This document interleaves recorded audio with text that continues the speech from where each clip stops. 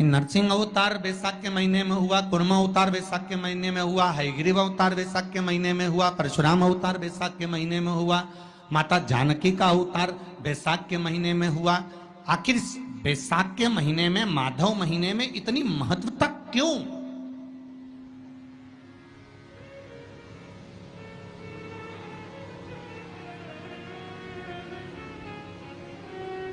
बैसाख के महीने में पड़ने वाली एकादशी, चतुर्थी, प्रदोष, अमावस्या, पूर्णिमा, शिवरात्रि, ये सभी इतनी महत्वपूर्ण क्यों हो जाती है?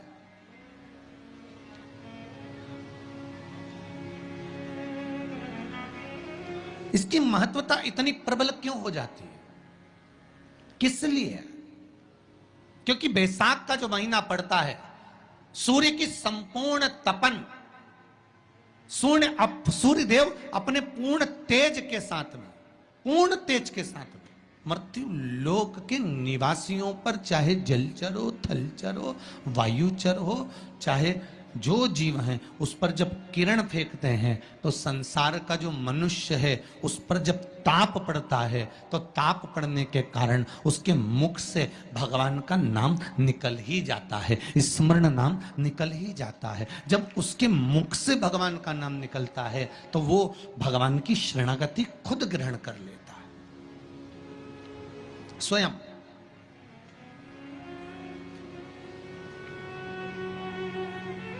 शरणागति ग्रहण कर लेना।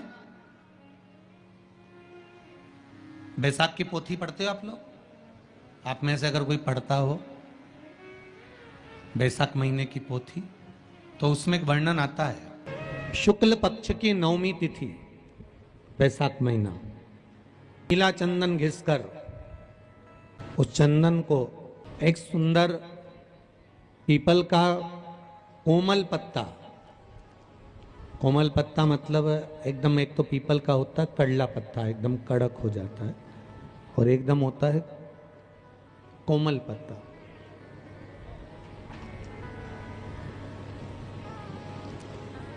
उस पीपल के कोमल पत्ते पर पीला चंदन घिसकर, जो वो चंदन होता है, उस चंदन को घिसकर उस चंदन को उस पत्ते पर रख लें।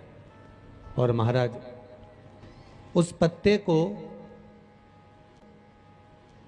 मध्याह्न के समय पर, जैसे जब सुबह के समय पर सारी पूजन हो जाए, अर्चना हो जाए, भगवान शिव के मंदिरों में जल समर्पित हो जाए, उसके बाद में जब बाबा एकदम आनंद में विराजे हों, तब जहाँ शिवलिंग रखा होता है,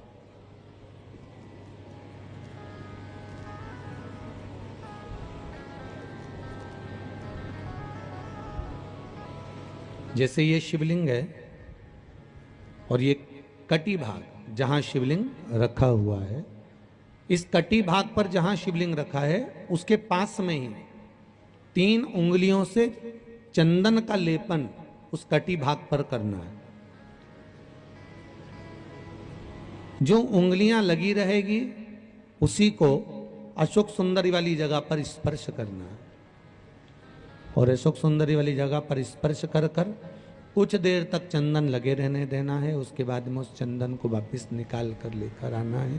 कटी भाग पर जो लगाया गया है उसको भी निकाल कर वापस लेकर आना है। फिर बाबा का स्नान नहीं कराना है, केवल चंदन लेकर आना है, उसी पीपल के पत्ते पर रखकर। एक डिब्बी में उस चंदन को आप रख लीजिए। कुछ दिन जिसकी नेत्र ज्योति कमजोर है, चश्मा लग रहा हो, श्रवण शक्ति कमजोर हो, सुनाई कम दे रहा हो, उसके कंठ से इस ठोड़ी तक उस चंदन का तिलक लगाना प्रारंभ कर दीजिए, और नेत्रों के नीचे थोड़ा सा वो चंदन लगाना प्रारंभ कर दीजिए। लगभग 20 से 22 दिन तक आप उसका प्रयोग करिए, और एक रुद्राक्ष का जल शिव को समर्पित कर कर उस जल का आचमन करना प्रारंभ कर लीजिए। लगभग 22 दिन लगेंगे। धीरे धीरे फिर जाकर डॉक्टर को जांच करा लेना, नेत्र की ज्योति बढ़ना प्रारंभ हो गई है। पर विश्वास के साथ में, भरोसे के साथ में। क्योंकि सबसे मूल अगर कुछ है तो विश्वास मूल है। मानो तो मैं गंगा मां हूं और ना मानो तो बहता पानी। अगर आपका विश्वास प्रबल होगा, भरोसा अगर प्रबल होगा, विश्वास अगर प्रबल होगा तो भगवान मिलेगा। और अगर विश्वास नहीं है तो परमात्मा नहीं मिल सकता। बैसाख महीने में अष्टमी और नौमी तिथि, ये दो तिथियां ऐसी हैं, मान लो तुम्हारा पैसा तुमने किसी को दिया, 5 लाख, 4 लाख, 3 लाख, 10 लाख, 8 लाख, 2 लाख, 50,000, 25,000, 20,000, 40,000, और वो पैसा नहीं दे रहा आपको। आप हार गए कह के कर, फोन लगा कर, भैया दे दे रहे, परेशानी है, दे दे रहे भैया, हम तो परेशान हो गए, और हार गए, नहीं मिल रहा, बहुत परेशान।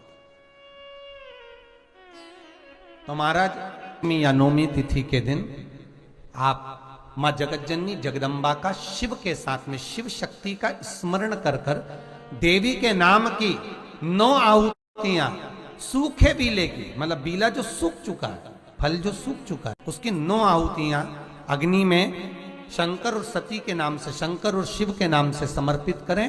और आखिरी आहुति जो समर्पित करें उसमें थोड़ा सा भाग तिल का, और तिल भी काली नहीं चढ़ती उसमें, श्वेत तिल का भाग उसके साथ लगाकर समर्पित करें। और जिससे धन लेना है उसका नाम लेकर वो समर्पित करें महाराज, उसको सुध आएगी और वो पैसा किसी भी हाल में आपके हाथ में थमाकर जाएगा ही, ये पक्का है।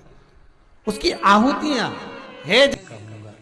अगर लक्ष्मी नहीं आ रही, संपदा नहीं आ रही, व्यापार नहीं चल रहा, तकलीफ बहुत ज्यादा हो रही है, कष्ट पर कष्ट बढ़ रहा है, कोई अच्छा कर्म हो ही नहीं रहा, बैसाख के महीने में एक बीते से नाप कर छोटा सा सफेद वस्त्र ले लो, उस वस्त्र में 108 चावल के दाने रख लीजिए, एक सफेद पुष्प की पत्ती या पुष्प जो मिल जाए वो रख लो, फूल भी ना मिले तो एक चावल का दाना अलग से रख लीजिए। बैसाख के महीने में उसको अपने घर के जहां परिंदा होता है, मटका होता है, पानी भरने का स्थान होता है, जहां पर हम पानी पीने का भरते हैं, वहां उसको एक कटोरी में रख लीजिए। 3 दिन बैसाख के महीने में कोई सी भी तिथि, चाहे आप दूज, तीज, चतुर्थी ले लो, चाहे पंचमी, छठ, सप्तमी ले लो, चाहे अष्टमी, नवमी, दशमी ले लो, उसको रख दीजिए 3 दिन तक। चौथे दिन घी का दिया लेकर, वो पोटली लेकर, कुछ भेंट लेकर, जो आपकी मर्जी पड़े दान के भाव से, घी का दिया शिव जी के मंदिर में लगा दीजिए।